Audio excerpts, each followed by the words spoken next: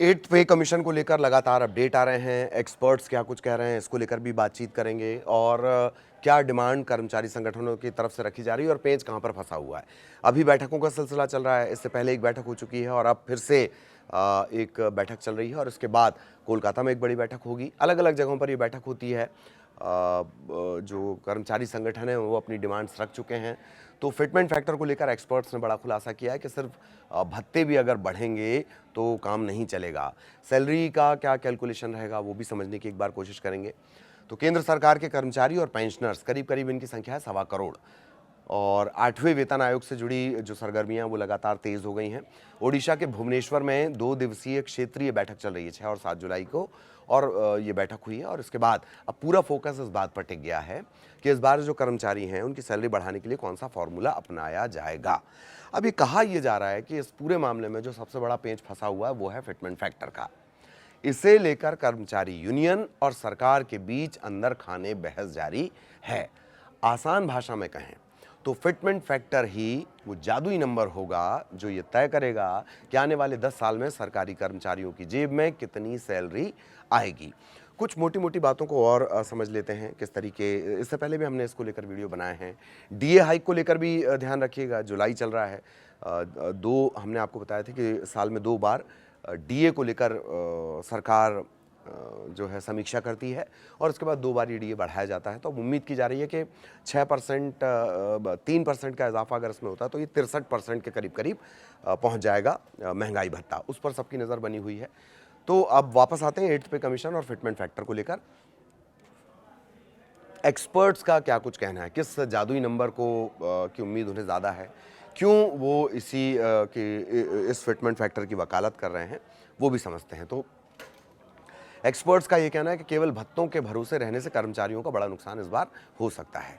Fitment factor क्यों है, क्यों कर्मचारी इसे लेकर अड़े हैं, इसे बहुत सरल तरीके से समझें तो फिटमेंट फैक्टर एक सैलरी मल्टीप्लायर है। पुराने वेतन आयोग की बेसिक सैलरी को इस नंबर से गुना किया जाता है तो ये नया बेसिक वेतन बन जाता है। वेतन आयोग की जो न्यूनतम बेसिक सैलरी है वो इसी के जरिए तय होती है और उसके बाद फिर इसमें भत्ते ऐड ऑन होने लगते हैं। अब 7वें वेतन आयोग के उदाहरण से इसको समझ लेते हैं। पिछला जो वेतन आयोग था इसमें सरकार ने 2.57 का फिटमेंट फैक्टर लागू किया था। इसके कारण कर्मचारियों की जो न्यूनतम बेसिक सैलरी है वो 7,000 से बढ़कर सीधे 18,000 के करीब पहुंच गई थी। ये अलग अलग ग्रेड के हिसाब से सैलरी हम आपको सबसे न्यूनतम हिसाब से कैलकुलेट करके बता रहे हैं।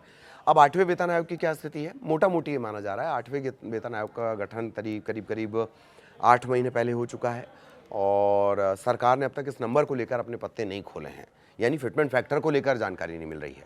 जूनियर लेवल के कर्मचारियों की मांग है कि इस मल्टीप्लायर को इस बार और बड़ा रखा जाए ताकि महंगाई के दौर में उन्हें एक बेहतर सैलरी हाइक मिल सके।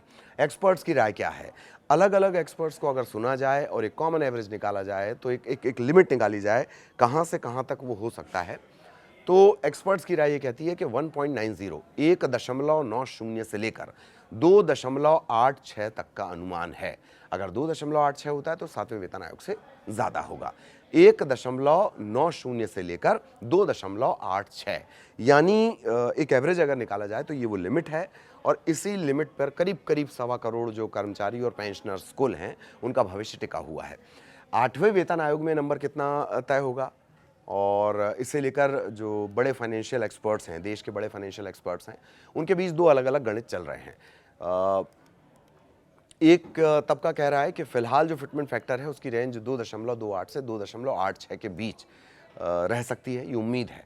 अंतिम फैसला इस बात पर निर्भर करेगा कि सरकार बढ़ती महंगाई और कर्मचारियों की उम्मीदों के बीच तालमेल कैसे बिठाती है, संतुलन कैसे बिठाती है। दूसरा जो एक्सपर्ट का धड़ा है वो ये कह रहा है कि देश की वित्तीय स्थिति और बजटीय सीमाओं को देखते हुए, देश के बजट की लिमिट को देखते हुए सरकार इस नंबर को 1.90 से 2.10 के दायरे में सीमित रख सकती है। अगर ऐसा होता है तो ये किसी भी स्थिति में 1.90 से लेकर 2.10 के दायरा अगर रखा जाता है तो 7वें वेतन आयोग से कम उम्मीद आपको करनी चाहिए। ये तबका कहता है, ये ग्रुप ऑफ एक्सपर्ट कहता है कि वित्तीय दबाव के चलते इस नंबर का 2.3 के पार जाना थोड़ा मुश्किल है। हमने आपको बताया 1.90 से लेकर 2.86 की उम्मीद है, फिटमेंट फैक्टर इसके बीच का कहीं होगा। एक धड़ा कह रहा है कि हाँ ये 2 से 2.86 तक जा सकता है, दूसरा धड़ा कह रहा है कि नहीं 2.3 के पार जाना इसका मुश्किल है। सिर्फ भत्ते बढ़ने से बात क्यों नहीं बन रही है? आमतौर पर ये माना जाता है कि अगर सरकार फिटमेंट फैक्टर को थोड़ा सा कम रखती है, मतलब फिटमेंट फैक्टर थोड़ा कम कर दिया जाए, हाउस रेंट अलाउंस जो है HRA या ट्रांसपोर्ट अलाउंस TA या डियरनेस अलाउंस महंगाई भत्ता DA, उसे बढ़ाकर कर्मचारियों को खुश कर दिया जाए कि भाई पैसे तो बढ़ रहे हैं ना। लेकिन एक्सपर्ट्स ने इस सोच के पीछे का एक बड़ा कड़वा सच उजागर किया है। गणित बहुत सीधा है, आपको मिलने वाला HRA, महंगाई भत्ता यानी DA या रिटायरमेंट के बाद मिलने वाली पेंशन, ये सभी चीज़ें आपकी रिवाइज्ड बेसिक सैलरी के आधार पर तय होती हैं।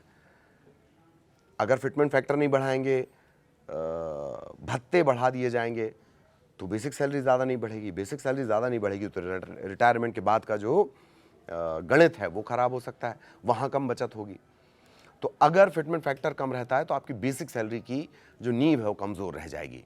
बुनियादी सैलरी कम बढ़ेगी तो उस पर कैलकुलेट होने वाले भत्तों की जो रकम है वो भी अनुपातिक तौर पर छोटी रहेगी। तो अगर ये कहा जा रहा है कि नहीं भत्ते बम्पर बढ़ सकते हैं, तो भत्तों से सैलरी का गणित तय नहीं होगा, असर डालेंगे वो भत्ते, लेकिन भत्ते किसी भी कमज़ोर फिटमेंट फैक्टर की भरपाई नहीं कर सकते। तो फिटमेंट फैक्टर ही वो पॉइंट है। हमने कई वीडियो में आपको समझाया है विस्तार से कि फिटमेंट फैक्टर ही वो जादुई आंकड़ा है जिसके दम पर जो करीब करीब 50 लाख कर्मचारी हैं और 69 लाख के आसपास जो पेंशनर्स हैं उनका पूरा भविष्य टिका हुआ है। तो किस पर इसका कितना असर होगा? अगर आप सोच रहे हैं कि इस फैसले से आपकी जो टेक होम सैलरी है उस पर क्या असर पड़ेगा, तो इसे समझने की कोशिश करते हैं। ये जो 8वां वेतन आयोग है इसका गणित किस तरह का रह सकता है? तो फिटमेंट फैक्टर क्या है? नए वेतन ढांचे की इसको नींव कहा जाता है, बेस कहा जाता है। यही तय करता है कि न्यूनतम बेसिक पे कितनी बढ़ेगी। इसका मोटा मोटी फॉर्मूला समझ लीजिए। पुराना बेसिक जो आपकी सैलरी थी और जो फिटमेंट फैक्टर दिया जाता है नया, इसको गुना करने पर बनता है नया बेसिक। अब नए बेसिक में तमाम भत्ते मिला लीजिए तो वो आपकी सैलरी बन जाते हैं। अच्छा, एक बात और ध्यान रखिएगा, जैसे ही 8वां वेतन आयोग या उसकी जो सिफारिशें रहेंगी या वो जब ज़मीन पर उतर जाएगा, वो अप्लाई होना शुरू हो जाएगा, तो सारे जो भत्ते हैं वो फिर से शुरू होंगे, शून्य से शुरू होंगे। जो आपका महंगाई भत्ता है वो शून्य पर पहुंच जाएगा और फिर उसमें उसी हिसाब से उसी अनुपात में बढ़ोतरी होगी। अभी जो करीब 60% के आसपास है। माना ये जा रहा है कि जो जुलाई का बढ़त है वो इसे 60 से पहुंचाकर 63 के आसपास, 62 के आसपास कर सकती है। 2 या 3% की बात कही जा रही है, तय नहीं हुआ है, सरकार उस पर बताएगी। तो वर्तमान में यदि किसी केंद्रीय कर्मचारी का जो बेसिक वेतन है, उस एग्जाम्पल से अब हम बात कर रहे हैं, 18,000 है। ये अलग कैडर का वेतन है। हमने 7,000 की बात की थी जब हम 7वें वेतन की बात कर रहे थे। 18,000 अगर बेसिक मान ली जाए तो अलग अलग जो संभावित फिटमेंट फैक्टर हैं उसके आधार पर उसकी क्या गणना होगी? 18,000 के हिसाब से आप समझ लीजिए। मान लीजिए 7वां वेतन आयोग लागू होने जा रहा है, इसका 2.57 फिटमेंट फैक्टर है, तो 18,000 गुना 2.57 ये हो जाता है 46,260। ये हो गया नया बेसिक वेतन। अब इसमें भत्ते जुड़ते जाएंगे समय समय पर। 8वें वेतन आयोग का जो संभावित अनुमान है वो 1.92 गुना, जो सबसे न्यूनतम हमने लेकर चला है 1.90 के करीब, उसको अगर आप गुना करेंगे तो 18,000 गुना 1.92, तो जो नया आपकी बेसिक सैलरी वो बनती है वो निकल कर आएगी 34,560 रुपए। कर्मचारी यूनियन की मांग के आधार पर अगर देखा जाए, कर्मचारी यूनियन क्या कह रहे हैं? वो कह रहे हैं कि 2.86 होनी चाहिए, ये उनकी डिमांड्स हैं। अब इसी 18,000 को 2.86 के फिटमेंट फैक्टर पर समझते हैं। 18,000 गुणित 2.86 51,480, ये आपका बेसिक वेतन होगा। इसमें फिर हाउस रेंट अलाउंस मिला लेंगे आप, बाकी के भत्ते मिला लेंगे, नए जो बेसिक पे है उसी के हिसाब से सब कैलकुलेट होगा। तो फिर जो HRA है फैक्टर है वो भी अच्छा तगड़ा होगा और आगे भी इससे लाभ मिलेगा।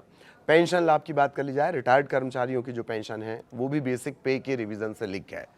पेंशनर्स के लिए भी ये नंबर बेहद ज़रूरी है। कौन सा? फिटमेंट फैक्टर वाला। उनकी भी जो पेंशन बनती है वो उसी आधार पर बनती है, क्योंकि जमा जिस आधार पर होगा पेंशन उसी आधार पर बनेगी। सरकारी खजाने की बात कर ली जाए, आयोग को कर्मचारियों की खुशहाली के साथ साथ देश के वित्तीय बजट का भी ध्यान रखना है। एक धड़ा जो ये कह रहा है कि 1.90 से लेकर 2.20 तक ये रह सकता है और उसके आगे नहीं जाएगा, 2.3 को क्रॉस नहीं करेगा। वो इस तर्क का ज़्यादा इस्तेमाल कर रहे हैं कि सरकार का जो बजट है वो सबसे ज़्यादा इंपॉर्टेंट रोल अदा करेगा। अब आगे क्या कुछ इसमें होगा, तो भुवनेश्वर की 2 दिवसीय बैठक के बाद जो 8वें वेतन आयोग की टीम है वो 9 से 10 जुलाई को कोलकाता में राज्य और केंद्र के कर्मचारी संगठन और पेंशनर्स के साथ सीधा संवाद करेगी। इसके बाद आने वाले जो महीने हैं ऐसे ही अन्य बाकी हिस्सों में भी अलग अलग जगहों पर क्षेत्रीय बैठकें होती रहेंगी। आयोग को ये अंतिम रिपोर्ट सौंपी जानी है और 2027 मिड तक सरकार को ये रिपोर्ट सौंपनी है और उसके बाद जो कर्मचारियों की अंतिम सैलरी है और पेंशनर्स के भाग्य का फैसला है वो हो जाएगा। हालांकि एक इम्पॉर्टेंट फैक्टर इसमें ये भी है कि जो भत्ता है, महंगाई भत्ता है, डीए हम जिसे कहते हैं, डियरनेस अलाउंस, उसका भी सीधा सीधा असर पड़ेगा, लेकिन वो तभी तक पड़ेगा जब तक 8वां वेतनमान लागू नहीं होता है। जैसे ही 8वां वेतनमान लागू हो जाएगा, महंगाई भत्ता फिर 0 से कैलकुलेट होना शुरू होगा।